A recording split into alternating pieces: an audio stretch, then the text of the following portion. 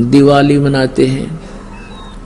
अब इसमें के फंड शुरू कर दिया, बम भटकावेंगे, कितना प्रदूषण हो जाता है। किसी की आंख में डाला गया, आंख फूट गई, किसी के कपड़े जल गए, किसी के खेतों में पूड़ियाँ जल गई, किसी का घर में आग लग गई, और प्रदूषण निरा। और सारी रात बड़ा है बड़ कोई मरीज है, बीमार है, उसने वो परेशानी रहे। ये कोई खुशी का तरीका है? और फिर उद्देश्य क्या? बोला इस दिन भगवान श्री राम सीता ने लेकर आया था, दिवाली वाले दिन वापस आया था, और वह गई भी तो थी काटी उसने 2 साल बाद से। फिर वो क्यों ना मनाया जिस दिन वह माँ दुखी रही, सारी उम्र तंग पाई? इस एक दिन के दिवाली वाले दिन ने के दे दिया सीता जी को। आजीवन भटकती रही, एक जंगल में टाइम पास किया, 2 बच्चों को लेकर के रहती थी।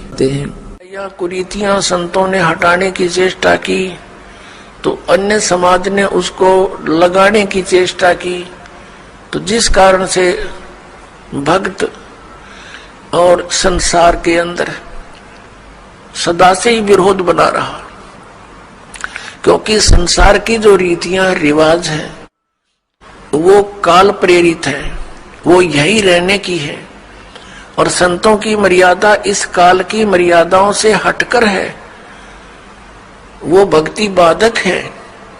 इसलिए अन्य समाज के लोग कहते हैं देखो इन्होंने तो माता धोकनी भी छोड़ दी, इन्होंने तो बाबा श्याम जी भी नहीं पूज रहे हैं, ये तो ऐसे भी नहीं कर रहे हैं, ये तो दिवाली भी नहीं मना रहे हैं, ये कैसे हो गए हैं? इन तो बट्ठा बैठा दिया।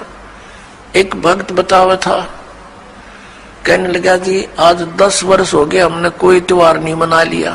नाम लिया था उसने उस दिन, फिर वो अपने दुख गिनावा था, कह रहा था जी हमने 10 वर्ष हो गए हमारा त्योहार नहीं मन लिया, ना होली ना दिवाली ना तीज ना कोई अन्य।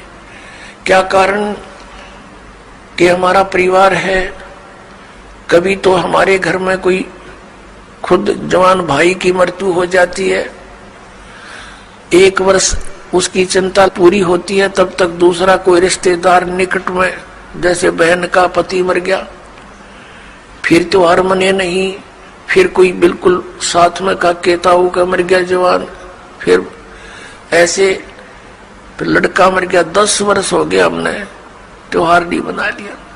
तो फिर इन त्योहारों को किस लिए मनाते हैं? या तो फिर भी मनाओ अगर इतने कंपलसरी है तो। ये कहने का भाव ये है यहाँ कुछ मनाने की जरूरत ना है, या तो भगवान के गुण गान की आवश्यकता है, और उस समय को याद रखे, ये जाने का समय याद रखे।